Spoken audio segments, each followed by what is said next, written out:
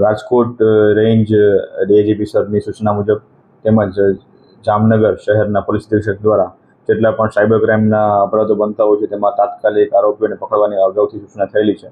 તેના અનુસંધાને Jamnagar cyber crime police station દ્વારા અગાઉ એક 7/2026 ગુનો નોંધવામાં આવેલો હતો.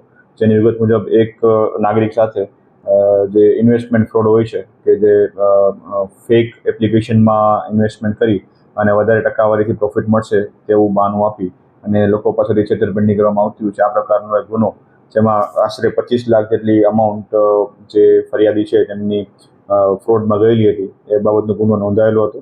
જેમાં આ બાબતનો જે એકાઉન્ટમાં પૈસા ગયા હોય તેની તપાસ ચાલતી હતી. જેમાં સાયબર ક્રાઇમ પોલીસ સ્ટેશનના પીઆઈ તેમજ PSI HK Jhala, ASI Bhagirathsinh Jadeja, PC Jitendrasinh Jadeja અને લોકરક્ષક ચિરાગભાઈ બસિયા દ્વારા આ તપાસમાં જે એકાઉન્ટ પ્રોવાઈડર છે એવા આરોપીનું જેનું નામ છે રવિ સન ઓફ રોશનલાલ વીરચંદજી, તેને રાજસ્થાનના રાજસમંદ ખાતેથી પકડી પાડવામાં આવેલો છે. અને આ વ્યક્તિ દ્વારા પોતાનું એકાઉન્ટ પ્રોવાઈડ કરી આશરે પોતાના એકાઉન્ટમાં 10 લાખ જેટલી અમાઉન્ટ લેવામાં આવેલી હતી અને આ પ્રકારના ગુનાહિત કૃત્યમાં સામેલ થયેલા હતા.